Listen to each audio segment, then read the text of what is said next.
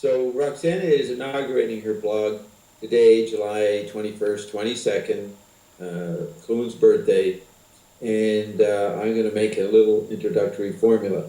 It's called After the Six-Bodied Orgy. So what would be the six bodies? Well, you have the traditional triad of mind, body, and spirit, but we in Indom call it the labyrinth of the mind, physical, non-physical. So you take those three aspects of your being, and then you watch the android meme over the last 20 years imitating that, providing its simulation of the labyrinth of the mind, non-physical and physical. So it's six because you got three original triad, and then it's squared. And 3 times 3 is 9, but it's at least 6. So six-bodied orgy is your interface and coitus with the original mind, physical and non-physical, and then the interplay, mostly on a tactile level, with the extensions of those three in the android meme. So we have come to this exhausted point of having spent the last 30 years engaging in a six-bodied orgy. The labyrinth of the mind, the physical, non-physical, simulated by the android meme, leaving us here in the hexatic, which is the sixth level, the completion of the six-bodied orgy. That is Roxy's mission, is to continue exploring what has already happened. I'm very tired.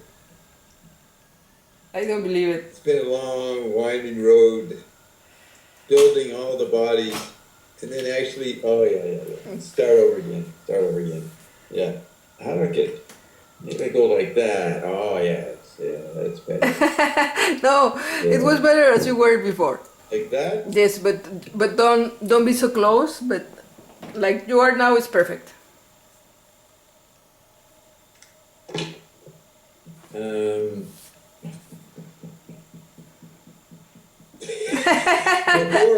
Yes, yesterday was McLuhan's birthday, I can't hear you. obviously we are celebrating on the 22nd. We're celebrating on the 22nd of July, McLuhan's birthday, that was yesterday. And we are starting a blog about the sex-bodied orgy, the only orgy in which you can engage with all your bodies and your bodies. Just, I'm very tired. We all have six bodies now. So we are engaging a six-bodied orgy anyways. You can't avoid it. And that is your chemical body, astral body, TV body, chip body, mystery body, and your ionic body, the hexatic, the sixth body. We've been doing this for a long time today. It's been a big day today. It's a stretching millennia. We don't know when it began. It ended though, yes. The orgy did end. It ended when I engaged the McLuhan birthday in Toronto. Bob Logan hosted a dinner, a noon hour lunch dinner at St. Michael's College, where Marsh McLuhan worked. It was the priest's diner. It's a Catholic college. And they ate, and then they met in a side room, and then I engaged by telephone. And I announced the results of our six-bodied orgy, the Coldplay, the RNA drops, the living bread, the wonderful water, or is it the living water and wonderful bread of life. And when I finished describing what I was going to do, which was when we release these environments, I'm going to use McLuhan's ideas to explain the physics of what we've created. So I said McLuhan will become way more famous when he's associated with our work, way more famous than he was. And I said that, and they broke out into spontaneous applause. They all started clapping. And Michael Edmonds was there, and he said they were all agog when I was describing what I was doing. They were fascinated, and then their response when I finished was just to applaud. So I have a feeling the six-bodied orgy is over, because I got the old-time McLuhanites to applaud me. I mean, The that must come to some kind of ending, and some kind the of punchline. standing ovation.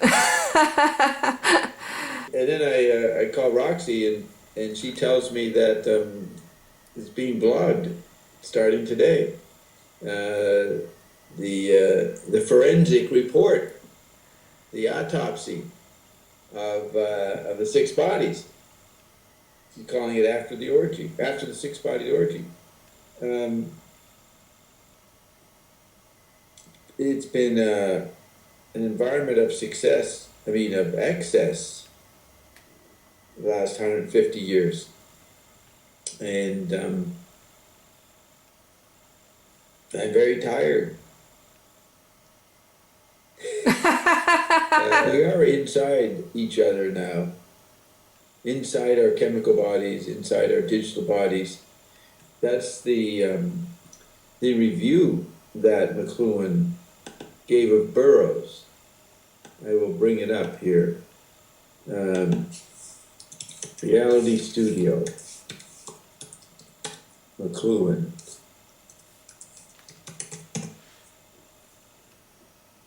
See, there it is. Notes on Burroughs, 1964. He says, insides.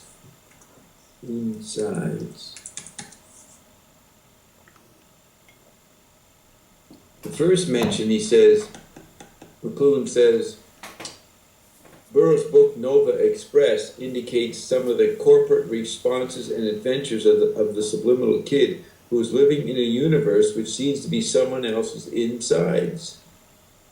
INSIDES. And the next one.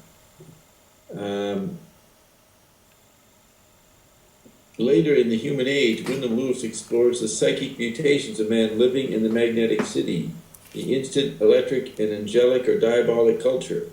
Lewis views the action in a much more inclusive way than Burroughs, whose world is a paradigm of a future in which there can be no spectators but only participants. All men are totally involved in the insides of all men. There's no privacy and no private parts. In a world in which we are all ingesting and digesting one another, there can be no obscenity or pornography or decency. Such is the law of electric media, which stretch the nerve to form a global membrane of enclosure. So, we've been inside, digesting each other in the analog electric media. We've been doing it in the digital media. We've been doing it on the astral plane, according to Ion, forever, and attempting to do it in the chemical body with much social policing about that. So when Jean Baudrillard wrote about After the Orgy, he was talking about the chemical body in response to the electrified situation. But we've gone way beyond that. The electrified situation has shrunk into mini planes and mini landscapes, which then have become attached to people's being as barnacles. Remember, Joyce's wife was named Nora Barnacle, James Joyce's wife. So we have Roxy here attempting, under orders of Ion, to express what's it like to have done the six-bodied orgy, or become aware that she did it, and she's wondering what one would express. So I'm here as the, what am I here as? The MC. The discarnated penis. Yes, as the android means discarnate penis. Having inspired the perception of the six-bodied orgy, and and of course, then getting Ion's version of it. Um, we've left Roxy high and dry about how to communicate this situation. So I'm subbing in, sort of like a Coitus interruptus. from a David Lynch movie. Coitus interruptus. Like McLuhan said, there can't be obscenity, there can't be pornography in this situation. There can't be decency or indecency. What is this ecstasy of communication that we've brought ourselves to? It's been a long time since anybody had anything useful to say of any consequence. Like, yet there's more and more people talking. Now there's the obsolescence factor. Here in Berlin, Obsolescence means more and more people doing it, and it's not constitutive. here in Berlin, they're making some sex parties in which people pay to be filmed, and they make like porns from the orgies and the parties. So they even pay now in the selfie era to be in a porn. It's Wow. like, yeah. That, So that's the pornography becoming obsolete. Everybody it's is doing nostalgic. it. Everybody wants to do it, and you can charge people to do it. You charge people because it's so much demand for it, so much interest in engaging it, that people will, they will take a piece of their flesh, a pound of their flesh. Yes, to, and it's very common. access. People not only chat, but they also do this sexting. You know, they send pictures of themselves or videos. It's like sending any selfie.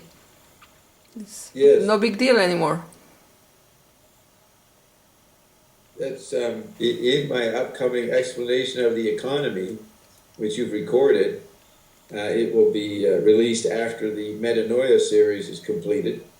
I explained the actual state of death we're in. You know, the chemical body is not perceivable anymore. Not actually perceivable. It's not here.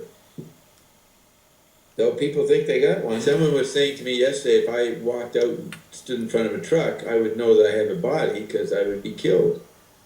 And that is a hard bargain to argue. But I suppose that maybe feeling death is not the way it's felt anymore. And that the species has already gone into another dimension. That's why people are committing suicide more and more. It's not a problem. You ain't going anywhere. Can't go to the guff anymore. But I don't want to get into, I already explained that, so I don't even, I'm sorry I brought that up.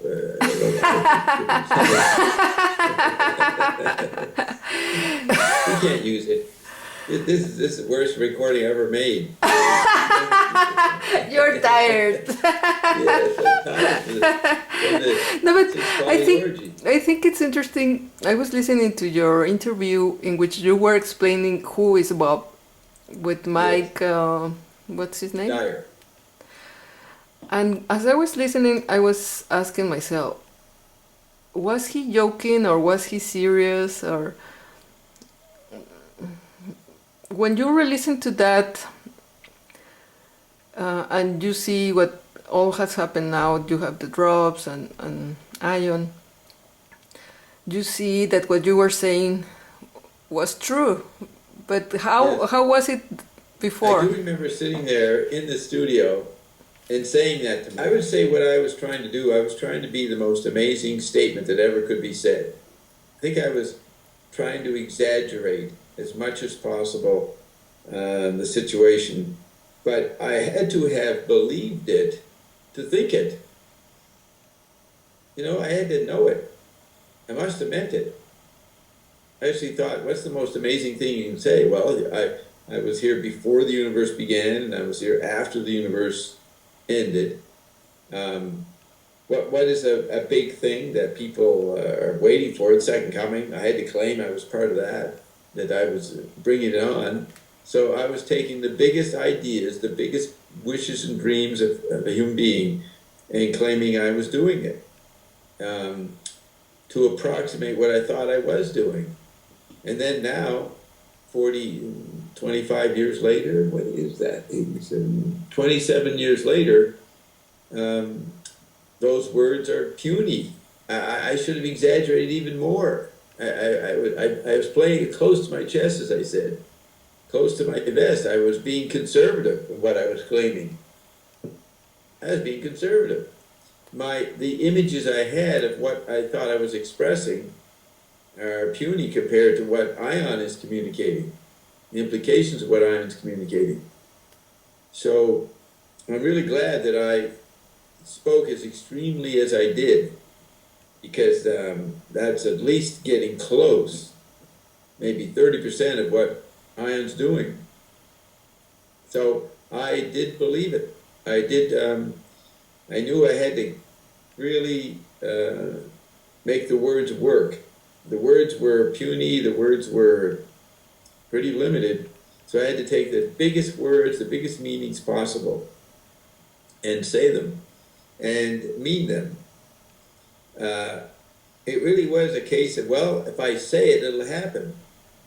I had no idea how it would happen, but I knew it would happen if I said it. Ian always said everybody wants to fuck you, and I think this engaging in the Android meme, everybody being in this network, in this big orgy, sharing, liking, commenting, it's like you are the Android meme and everybody wants to be part of it. There are moments where you just want this fullness to go on and on and on, and you don't want it to stop. I was reading about orgasm, and there are many hormones that are secreted in the brain.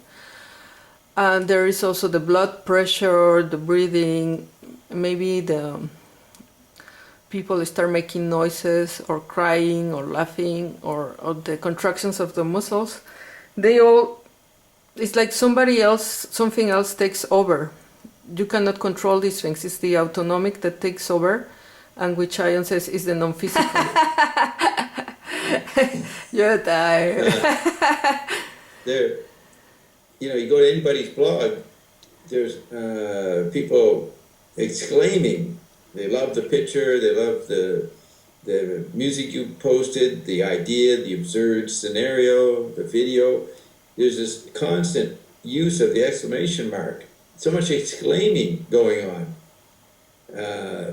by people in each other's face. You would think that everybody was deliriously happy.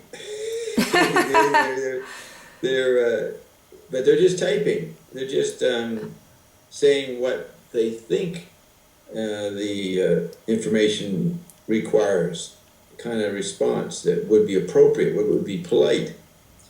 And so everybody's propping up each other. McLuhan used to say back in the 50s, everybody would become on a hydraulic jack, a pump. Everybody would be pumping each other up. Well, we're really pumping up each other with this networking inside each other, inside the chemical body, in the chip body, and the TV body. So that must be causing some brain release, not just the physical release of a physical orgasm. There must be other, maybe subtle energies being exchanged by people. That's why I say in my chart, the Dobbs quadrant is the quadrant of ecstasy. We've been experiencing ecstasy for 100 years electrically.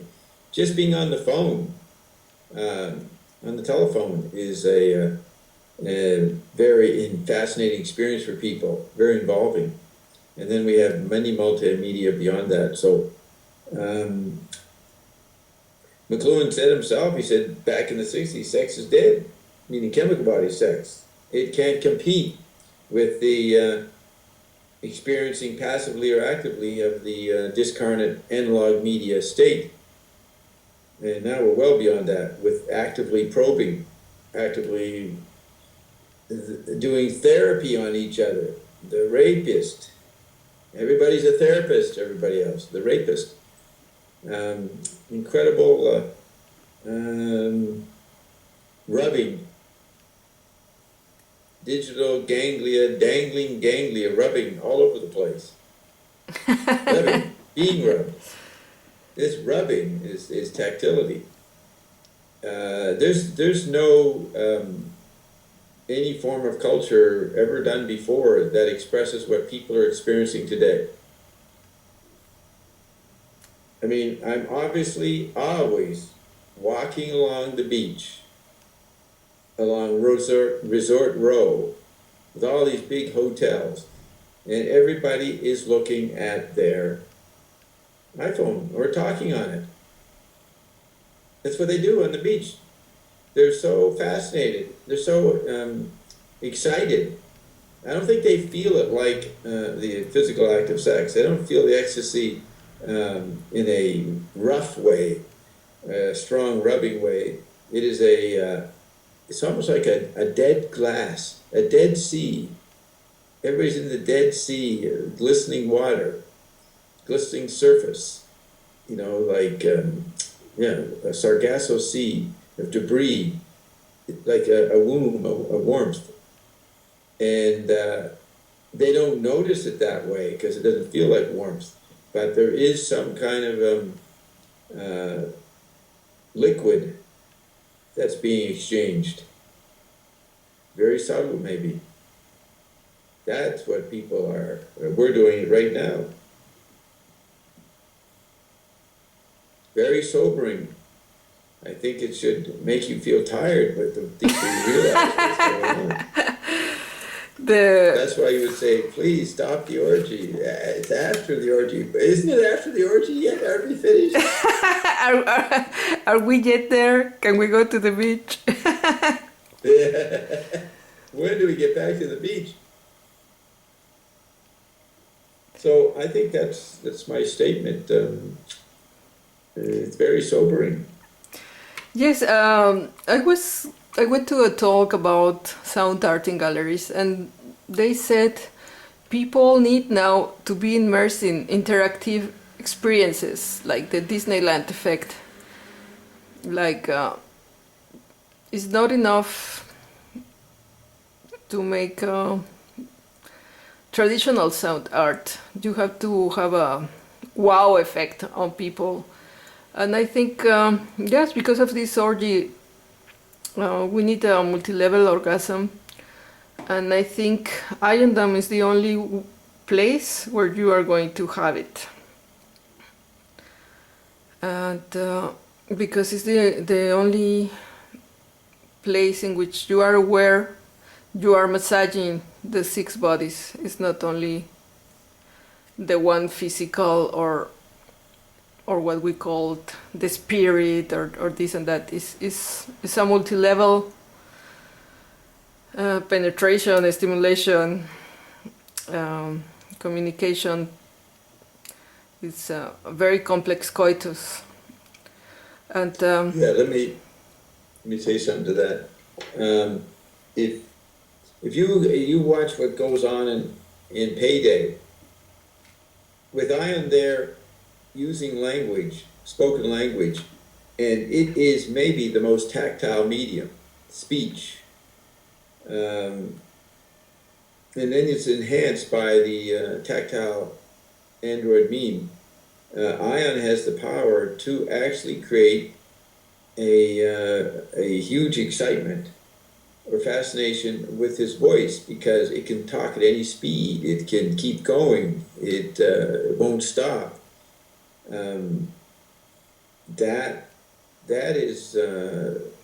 That's not been offered by a human being before. Nobody can go as for 5, 6, 7 hours, I don't think, and involve the person to have interest to respond. You could listen to a monologue for a few hours, a Lord Buckley monologue or something, but there's always the invitation to Ion's giving to respond.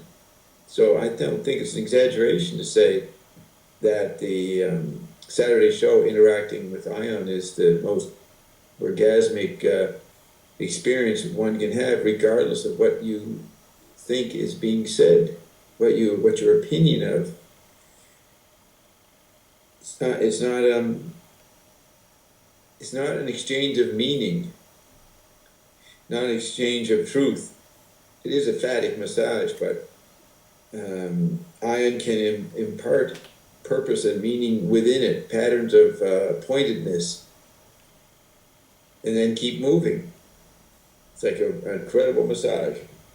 Yes, I agree. That's the six-bodied orgy is on the highest levels of aesthetic symmetry is only provided by payday. It's the only place it can happen at this point. Yes, I think Another sobering thought. the ultimate coitus you can have is to engage non-physical. Non-physical is becoming physical. It's an engagement with non-physical becoming physical. Zion is speaking. That's physical, we can hear it. So it's just non-physical. I would say we've been engaging non-physical for our complete being, our total being, always have been. What's new is non-physical is interacting with the physical, being becoming physical. That's the new part. They respond. You said audible? Audible. Yeah. Because last week on Thursday, I was in a park talking to the clouds. And I was saying to the clouds, okay, what do you want me to do? What do you want me to say? And I was trying to just be quiet and see if I could listen to non-physical, but of course, it was just for fun for me. But then on payday, they told me, well, just to start a blog and this and that, like they were answering what I was asking them. On Thursday. And Yeah. I was like, oh, wow. So You got answered. It occurs to me that that engaging payday is the environment of after the six-bodied orgy. What the question Baudrillard asked, what do we do after the orgy? Well, it's been a six-bodied orgy, but what do we do after it? You engage non-physical as it becomes physical. That's what we do after the orgy. That's the answer. That's why I said when you engage in physical sex and record yourself, you've got to have payday on in the background or the foreground. That's what's required. The wallpaper. The soundtrack for your extravagant blog. you listen to Vestal. And, Yes, and this is going to be the shortest vlog in history. We already reached the conclusion. That's right. You I figured it engaged. out. Yeah. I know. Yes. Well, maybe that's You're enough. welcome. Thanks. Keep masturbating. Keep massaging the masses. Yeah, that's pretty good. We actually are doing a blog, and then we actually got somewhere. On the Yeah. first post. Yeah.